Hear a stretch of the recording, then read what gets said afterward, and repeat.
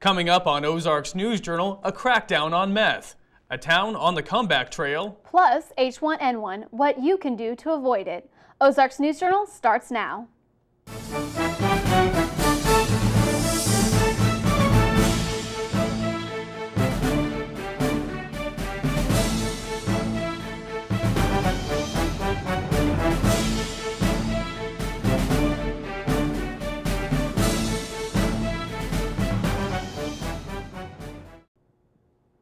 Hello and welcome to Ozarks News Journal. I'm Katie Reed. And I'm Philip Pulliam. Each week we'll take an in-depth look at some of the biggest issues affecting Southwest Missouri. We're glad to have you with us. Up first today, the state of Missouri is one of the country's leaders in busts for methamphetamine labs. Renee Goodwin tells us how the Show Me State and now local businesses are working overtime to reduce this illegal, dangerous, and sometimes deadly activity. Thanks, Philip. Pharmaceutical companies have declared their own war on drugs in a full-fledged attack against meth makers in Missouri and Kansas. $800,000 has been pledged to help pharmacists build a computerized database that would track persons who make frequent purchases of over-the-counter cold medicines containing pseudoephedrine, a common ingredient used to make methamphetamine. Meth is a highly addictive drug made from common household cleaners and cold medicines. It's very easy to get the ingredients to make the dangerous drug. We interviewed Kat, a former meth addict and runner, who tells us just how easy it is to buy the ingredients. We would go out and collect the pills and the lithium batteries and the heat and stuff like that. Well, that's pretty much it to go ahead and to make it. Any pharmacy where we could go that sold pseudoephedrine pills, which every pharmacy had them. Every pharmacy had them. They were on the shelf, easy access.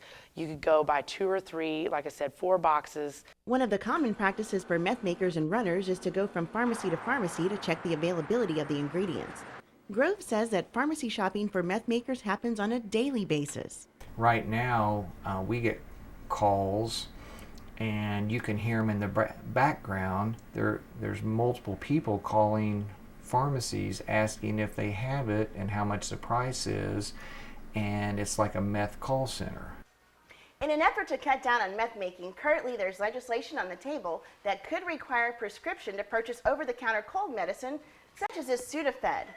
Now this may seem like a drastic measure, but since the ingredients to make meth is so easy to get and hard to track, it could be necessary.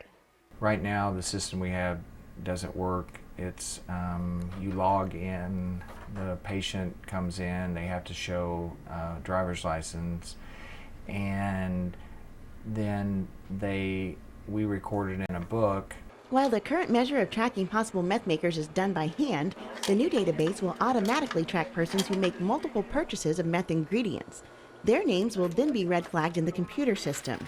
The new database can easily be shared with law enforcement officials, and this new system could help in the apprehension and prosecution of meth makers. We know that there will be drugs. As long as there's a demand, there will be a supply. But the real question, I think, is to what extent and on what scale will people be able to obtain drugs? Rush says federal prosecutors are backing the fight against meth with strict mandatory sentences. He says the meth dilemma is not just a law enforcement problem, but an issue the community needs to get involved with as well. We'll have more next week in part 2 of our meth series, where we talk to former meth addicts and cooks who say there is hope to stop meth abuse. Philip and Katie, back to you. Okay, Renee, thanks. Those arrested for crimes in Missouri will soon find themselves part of a database before they are convicted. Charlie Keegan tells us about the new plan to step up DNA tests and how lawmakers think it can help. Since August 28th, Missouri crime labs have been collecting more DNA samples. Every person over the age of 17 arrested for violent crimes, first-degree burglary, and sexual offenses have their DNA stored and analyzed before they are convicted. The statute also adds another group of people before conviction. People that are arrested for certain felonies are now added to the list. Since 2005, the law had applied only to convicted felons, but that changed when Missouri House Bill 152 passed this summer.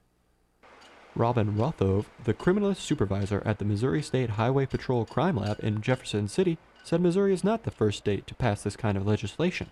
The trend is nationwide. It's too soon to say. I think in the long run that it will help solve many, many crimes.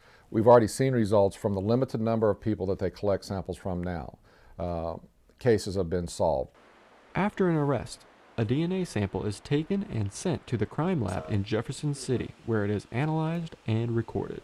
According to the bill, if a person is not convicted of a crime, their DNA will be removed from the database. I just think it makes people feel a little bit better that there's not a master database with everybody's DNA in it, especially people that haven't done anything wrong. Some ask if the cost of collecting and testing so much DNA is worth it if the samples will just be destroyed if there is no conviction. If I had it at the very beginning, then instead of 6 months into the case and then having to wait another 6 months for them to do the test, this will actually make it faster. Dobbs also said taking DNA may help defendants as well, if the results don't match the DNA found at the crime scene. In Southwest Missouri, I'm Charlie Keegan for Ozarks News Journal. Supporters of the bill are quick to point out that DNA collected from convicted felons has helped in almost 200 homicide investigations and resulted in DNA matches in over 1,800 cases since 2005. Budgets are tighter everywhere these days, and the city of Springfield is no exception. The city is set to make more than $1 million in budget cuts. The police department is taking the biggest hit. They'll lose over $150,000 in budget. The majority of that funding will come out of equipment purchases. While the cuts won't affect the number of officers on the job, police say they're concerned what might happen if current equipment breakdowns and needs replaced. The debate over health care continues in Washington and across the country. This was the scene here in Springfield recently during one of the heated town hall meetings. The debate continues to revolve around a government-run health insurance option. Some Democrats are now leaning away from the plan, focusing on other methods of reforming health care. A House bill on the health care is expected sometime next month.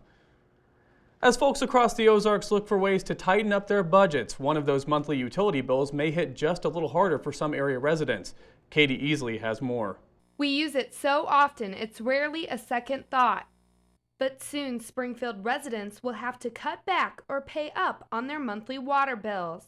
Roughly, we're calculating to be about $1.93 per customer per month, that it would go up roughly 6 cents a day to provide everyone all the water that they need for everything they do with water.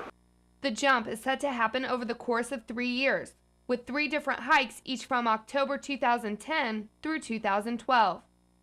We've done the research, we've come up with what we need to do this. We feel it's economical to look at doing this way, and it's a solution that we have to look at. At least one local consumer says she'll have to dig too far into her pockets to pay the higher rates. I think it's unnecessary. I feel like we're already charged enough for water and utilities, and them raising the prices is ridiculous. Grotewell says she tries to conserve water when possible, but things like showering, dishes, and laundry just have to be done. I'm a student. I don't make a lot of money paying for utilities, and now is hard enough as it is. It'll just really make my budget that much more tight. Maybe not. According to Alexander, savings in other areas may just help save your bottom line. We know that the cost of producing energy and the cost of natural gas has come down over the last few months, so there's kind of a balancing act, a tipping effect, if you will. One's going to outweigh the other, so it's going to pretty much balance itself out to where customers aren't going to see quite as much as an impact as they would have years past. City Utilities says the money earned from the increase will be used to make repairs to an infrastructure already in major need of fixing. We have some series of pipe that is actually over 100 years old, so we've got to start making some replacements and repairs to some of that pipe. CU officials say conserving water should already be a priority since the amount of water you use has the biggest impact on what you pay. In Springfield, this is Katie Easley, Ozarks News Journal.